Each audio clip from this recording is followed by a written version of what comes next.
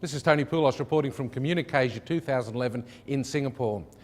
CommunicAsia attracts dignitaries from all around the world, and I'm very pleased to have with me Declan Byrne, who's the Managing Director of the Wimax Forum. Declan, welcome, and welcome to Singapore. Thank you, Tony. Give me a bit of background about the Wimax Forum and what it's up to. Sure. The Wimax Forum is an industry association representing the Wimax ecosystem, both operators and equipment manufacturers. We have about 250 members, over 100 of which are operators, service providers across the world. We're headquartered in the United States. We're very, very busy. Our operators are growing very, very quickly. Equipment manufacturers are selling quite a bit of equipment, so we try to keep the pace and carry the good story across the world. Well, Asia's a bit of a hotspot in terms of Wimax deployment. What's happening in this region, and why is it so popular here? I think there's a lot of pent-up demand for broadband. That's coupled with general economic development across the region. You're absolutely right. Asia, Southeast Asia particularly, is very, very attractive for 4G technologies in general. Wimax, we think, is a forefront there. You're right to mention Southeast Asia. We look at Malaysia, Indonesia, Japan, certainly Korea, and even Singapore have Wimax growth. There's an operator in Singapore, Wimax, which is developing Wimax across Singapore and beginning actually in the harbor area. So a lot of innovative action going on in 4G.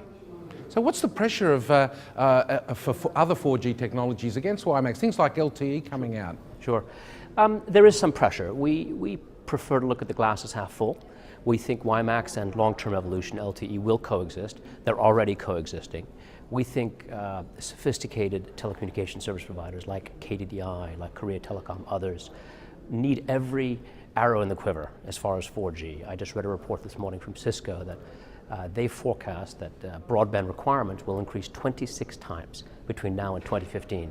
So we think smart service providers want every arsenal, every aspect they can in the network to help manage that growth and manage that broadband. What do you see as the advantages of rolling out Wimax against, say, something like fibre in countries? So Wimax is ready. We're actually celebrating our 10th anniversary as an ecosystem, as an industry, as a technology this year. It's broadly deployed. We're covering almost 1 billion POPs worldwide. So it's very, very mature as a technology. It has a robust roadmap from release 1 being deployed today to release 2 ready next year in 2012. It works. We've been through several iterations in terms of the device and the infrastructure side, which really translate the telecommunications service providers in terms of savings.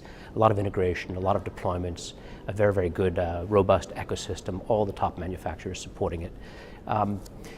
In terms of total cost of ownership, speaking to your question about fiber, there's no question that Wimax deploys and delivers true 4G at a fraction of the cost and time of fiber.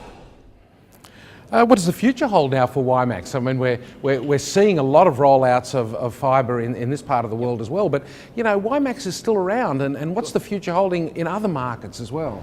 So Wimax is actually experiencing tremendous growth. We ended 2010 with about 13.5 million subscribers worldwide.